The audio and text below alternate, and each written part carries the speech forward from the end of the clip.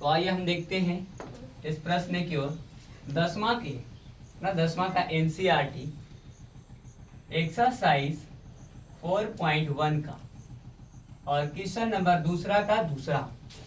इसमें क्या कहता है, पहला इसमें है, इसको हम देखेंगे। कहता है पहला कि दो क्रमागत धनात्मक पूर्णांक की गुणनफल 306 है। जब 306 है तो हमें पूर्णांकों को ज्ञात करना है। देखिए सबसे पहले एक चीज को हम जानेंगे और ध्यान से देखेंगे। जैसे मान ले कि एगो ये आदमी है तो ये दूसरा का आदमी है, मतलब ये दूगो है। तो कहने का मतलब एक और दूगो, कहने का मतलब ये है। तो इसको संख्या को मानने का एक तरीका होता है। जैसे कि एगो के एक्स मानेंगे, पहला को क्या मानेंगे हम एक्स मानेंगे, दूसरा का के एक्स प्लस क्या मान लेंगे 1 मानेंगे। मतलब ये एक के एक मान लेना है हमको, एक और एक। तो एक्स प्लस एगो के एक्स हो जाएगा और एक्स प्लस 1 हो जाएगा। तो यहाँ पे हम चलेंगे इसके अनुसार से। देखिए यहाँ पे आएंगे। अब यहाँ आने के बाद कहता है माना कि पहला क्रमागत संख्या धनात्मक पूर्णांक की संख्या बराबर x होता है। और दूसरी संख्या हम क्या बताए थे वैसे मान के x प्लस एक्स है ना, x प्लस 1। तो कहता है पहला क्रमागत धनात्मक संख्या इंटू दूसरी संख्या बराबर जितना दे लेता मान हमको वो हम यहाँ पर रख लेंगे। यानी कि 306 दे रखा था क्वेश्चन से, तो क्वेश्चन में हम 306 रख लेंगे। 306 रखने के बाद पहला का जो संख्या था मान हम यहाँ बैठा लेंगे और इसका पोस्ट में रखेंगे ताकि हमको गुना करने में अच्छा रहेगा। तो x प्लस 1 था, इसको रख लिए मान।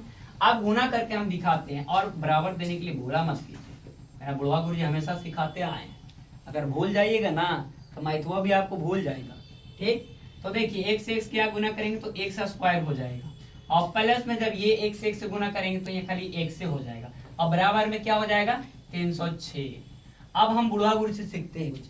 जब दिमाग काम नहीं न करे तो द्विघात समीकरण में वो कहता है कि हमको 0 रख लीजिए, इसलिए ताकि वो उधर बराबर एक इधर इसको चेंज करेंगे ताकि हमको ये संख्या इधर मिल जाए। तो अब इसको इधर करेंगे तो एक्स स्क्वायर प्लस एक्स है ना, वो प्लस में इधर आके माइनस में, तो 306 बराबर 0 हो जाएगा। जब 0 हो जाएगा, नहीं सॉरी ये 0 तो खत्म हो जाएगा क्योंकि हम लोग 0 से इधर ला लिए हैं। तो हम ऐसे देखेंगे, इसका एक सूत्र होता है मिलाने का कि है कि नहीं इस रूप में। अगर नहीं मिला तो समझिए कि गलत है ना, मतलब बुढ़वा गुरु जी गलत बनाए हैं। मतलब वो मिल गया एक्स स्क्वायर से मान तो समझिए कि बुढ़वा गुरु जी सही बनाए हैं। तो मिलाते हैं, पहले सूत्र रहेगा x square plus b x और प्लस सी बराबर 0। तो मतलब हम देख सकते हैं कि इस रूप में ये मिल रहा है। क्या रहा है तो मिल रहा है। हम चाहे तो 0 लिख भी सकते हैं और नहीं भी लिख सकते हैं बराबर में। तो देखिए एक्स स्क्वायर के जगह पे मिल रहा है ना, ये बेस में ये भी मिल रहा है, और सी के जगह पर कोई मान है या कॉमन संख्या तो वो भी मिल रहा है, या कि 0 जो है वो भी मिला। तो हम ये कह सकते हैं ना इसको कि अतः क्या है, यह क्या है, ये द्विघात समीकरण है। क्या है, द्विघात समीकरण है। समीकरण का जरा शॉर्ट में लिख देते हैं तो दुखता है लिखने में, समीकरण है।